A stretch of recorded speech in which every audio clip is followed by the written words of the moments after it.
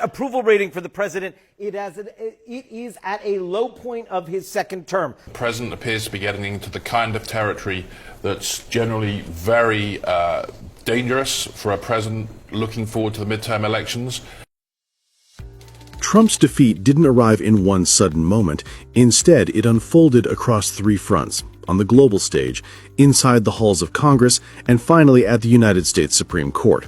It began at the APEC summit in South Korea, where Prime Minister Mark Carney made it clear that Canada would not quietly accept Washington's tariff aggression. It continued when members of Congress, both Republican and Democrat, openly challenged Trump's escalating trade war. And it culminated when Supreme Court justices questioned whether Trump ever had the legal authority to impose those sweeping emergency tariffs in the first place. Taken together, these events form a rare alignment, a moment when Trump's political strength weakens just as Canada steps into a period of renewed confidence and ambition. In other words, Trump's triple defeat opens a window that Canada has not seen in years. The sequence began in late October at the APEC summit in Gyeongju, South Korea. While President Trump arrived with pressure tactics and tariff threats, Carney arrived with poise, intention, and a strategic message. Canada will diversify, Canada will build, and Canada will no longer rely on a single partner for its prosperity. His meetings with President Xi Jinping of China and leaders across Asia signaled a serious shift.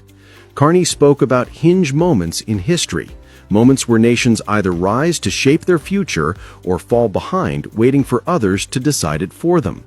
He then unveiled a plan rooted in confidence and urgency, a $1 trillion investment blueprint to rebuild Canadian infrastructure, expand clean energy, accelerate housing construction, and push Canada into the ranks of global middle power leadership.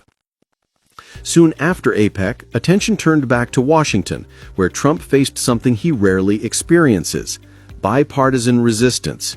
Senators from both parties warned that Trump's tariff campaign was raising prices for American families, damaging cross-border supply chains, and hurting U.S. farmers who depend on access to the Canadian market. For the first time in Trump's second term, lawmakers publicly questioned whether his tariff-first approach was sustainable or even economically defensible. It's a congressional power, not a presidential power, to tax. And you want to say tariffs are not taxes, but that's exactly what they are. They're generating money from American citizens, revenue. This political shift didn't eliminate